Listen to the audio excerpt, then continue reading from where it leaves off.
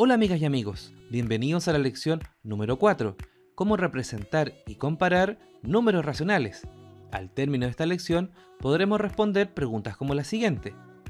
En la imagen tenemos dos pesas, un tarro y un saco, con sus respectivos pesos. ¿Qué es más pesado y por cuánto? Comencemos. El conjunto de los números racionales, que simbolizamos por una letra Q y un palito en diagonal, está compuesto por todos los números que se pueden escribir como fracción de dos enteros. En notación matemática, esto lo escribimos así.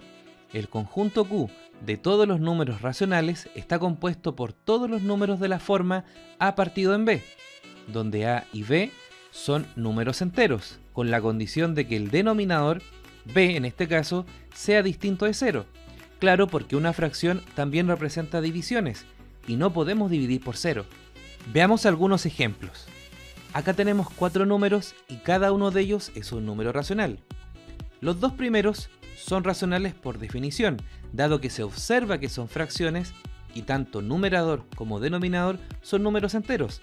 Este racional es una fracción negativa y no hay problema en ello, dado que la definición nos dice que tanto numerador como denominador pueden ser números enteros, y menos 7 es un número entero. Este tercer número es un número decimal, pero se puede escribir de forma fraccionaria. 0,3 equivale a 3 décimos, es decir, 3 sobre 10. Este cuarto racional es una fracción mixta, pero negativa, la cual se puede también escribir como fracción. Recordemos que para escribir una fracción mixta en una fracción impropia, lo hacemos de forma de reloj, multiplicando la parte entera por el denominador, es decir, 1 por 4, y a esto le vamos a sumar el numerador de la fracción, que en este caso es 5, manteniendo el denominador, pero toda esta fracción es negativa.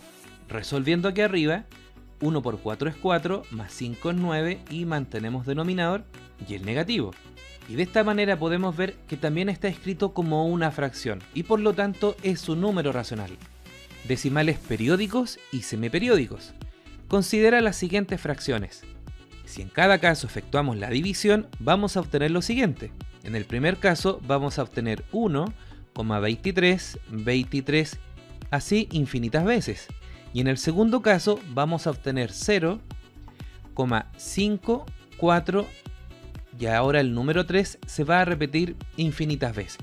Cuando esto ocurre, es decir, cuando dividimos y aparecen infinitos decimales, lo podemos abreviar usando barras. En el primer caso escribimos 1,23 y sobre el 23 escribimos una barra indicando que ese número es el que se repite infinitas veces. En el segundo caso escribimos 0,543 y sobre el 3 escribimos la barra, indicando en este caso que solo el 3 se repite infinitas veces. Cuando el periodo comienza a partir de la primera cifra decimal o después de la coma, decimos que el número es un decimal periódico. Pero cuando el periodo comience después de la primera cifra decimal, en este caso comienza a partir de la tercera cifra decimal a repetirse infinitas veces. En este caso decimos que el número se llama decimal semiperiódico. Esto muestra que existen números decimales con infinitas cifras decimales que se pueden representar como fracción. Es decir, son números racionales. Pero atención, existen números con infinitas cifras decimales que no son racionales. El motivo de esto es porque no tienen periodo. Por ejemplo, tenemos al número pi, que conocimos cuando trabajamos con el área y el perímetro de un círculo, y también tenemos a raíz de 2, o en general a las raíces inexactas, que estudiaremos unas lecciones más adelante. Representación de números racionales en la recta numérica. Veamos cómo es esto, ubicando este racional positivo en esta recta y este racional negativo en esta recta. En primer lugar, el signo nos dice si el número está a la derecha o a la izquierda del 0. Así que en este primer caso ubicamos el 0 acá, dado que el racional va a ir a su derecha. Y en este segundo caso ubicamos el 0 acá, dado que el racional estará a su izquierda. Como segundo paso, el denominador nos va a indicar en cuántas partes tenemos que dividir cada entero. Como este racional es 3, algo, vamos a ubicar enteros en esta recta solo hasta el 4. Ahora, como el denominador es 3, nos dice que cada uno de estos enteros debe dividirse en 3 partes iguales. Haciendo estas marcas, de 0 hasta 1 lo hemos dividido en 3 partes. Por lo tanto, aquí está ubicado el 1/3, acá va a estar ubicado el 2/3, etc. Pero nosotros tenemos que llegar hasta el 10/3. Así que contemos: 1/3, 2/3, aquí tenemos 3/3, 4/3, 5/3, 6/3, 7, 8, 9/3 y finalmente al dividir este último en 3 partes iguales es en este primero en el cual ubicamos al 10/3. En este segundo caso la parte entera es -2, por lo tanto vamos a ubicar enteros en la recta numérica solo hasta el -3 y vamos a comenzar a trabajar a partir del -2. El denominador, al ser 4, nos dice que debemos dividir este entero en 4 partes iguales y tomar 3. De esta forma llegamos acá y es aquí donde está ubicado este racional. Comparación de números racionales. La comparación va a depender de cómo estén escritos. Primero revisemos cuando están escritos como fracción. Por ejemplo, si queremos saber qué fracción es mayor entre 7 medios y 13 cuartos, en este caso tenemos dos formas. Una es haciendo la multiplicación cruzada, es decir, 7 por 4 nos da 28, 2 por 13 nos da 26, y como 28 es mayor a 26, significa que la fracción 7 medios va a ser mayor. Sin embargo, si quisiéramos comparar más racionales, por ejemplo, 7 medios, 13 cuartos y también el número 4, lo que conviene hacer en este caso es igualar denominadores. El entero 4 pensemos que está partido de 1. Ahora, para igualar los denominadores podemos todo llevarlo al número 4. De esta forma la primera fracción la amplificamos por 2 y la última fracción la amplificamos por 4, quedándonos así: 14 cuartos, que es equivalente a la fracción 7 medios, la segunda fracción la dejamos igual, y el entero 4 es lo mismo que 16 cuartos. Y aquí por inspección podemos fácilmente ver cuál es menor y cuál es mayor. Esta es la fracción menor, esta es la que está al medio y esta es la mayor.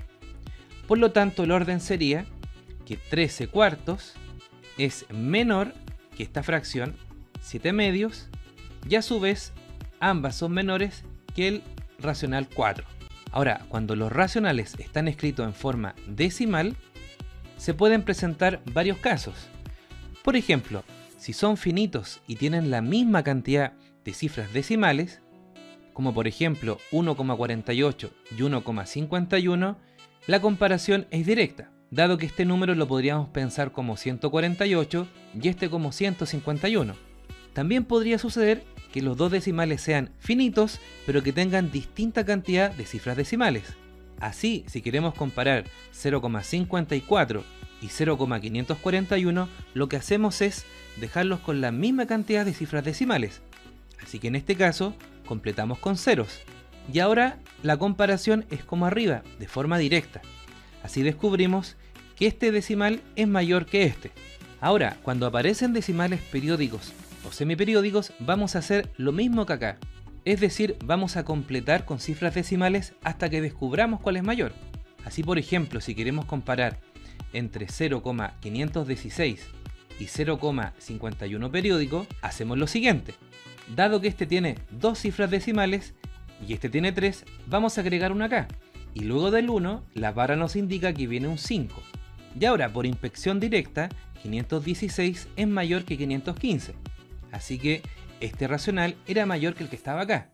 Y en el caso en el cual aparezca un decimal con una fracción, lo que podemos hacer es pasar la fracción a decimal y hacer lo que hicimos acá, o de decimal a fracción y hacer lo que hicimos antes. Bien amigos, luego de haber revisado estos conceptos, volvamos a la pregunta inicial. En esta imagen tenemos dos balanzas y queremos descubrir si el tarro o el saco es más pesado, y aquí nos aparecen sus pesos. Como uno está escrito en decimal y el otro en fracción, un camino es pasar la fracción a decimal o la otra es pasar el decimal a fracción, y eso será lo que haremos. Cuando queremos pasar un decimal finito a fracción, recordemos que lo primero que hacemos es escribir el número sin cifras decimales y en el denominador un 1 acompañado de tantos ceros como cifras decimales tenga el número. En este caso, como hay dos cifras decimales, vamos a agregar dos ceros. Simplificando por 25, esto va a ser igual a 1/4. Por lo tanto, este tarro pesa 1/4 de kilo. Y ahora, para descubrir que es más pesado, tenemos que comparar un cuarto y un tercio. En este caso vamos a hacer multiplicación cruzada. 3 por 1 es 3 y 4 por 1 es 4. Y como 4 es mayor que 3, descubrimos que un tercio es mayor que un cuarto. Por lo tanto, esto nos indica que el saco es más pesado que el tarro. Pero, ¿por cuánto es más pesado? Si acá igualamos denominadores, vemos que amplificando la primera por 3 nos va a quedar el racional 3 sobre 12. Y la segunda amplificándola por 4 nos va a quedar el racional 4 sobre 12. Esto muestra que la fracción un tercio es más grande que la fracción un cuarto por un doceavo, dado que esta fracción equivale a 3 doceavos y esta equivale a 4 doceavos.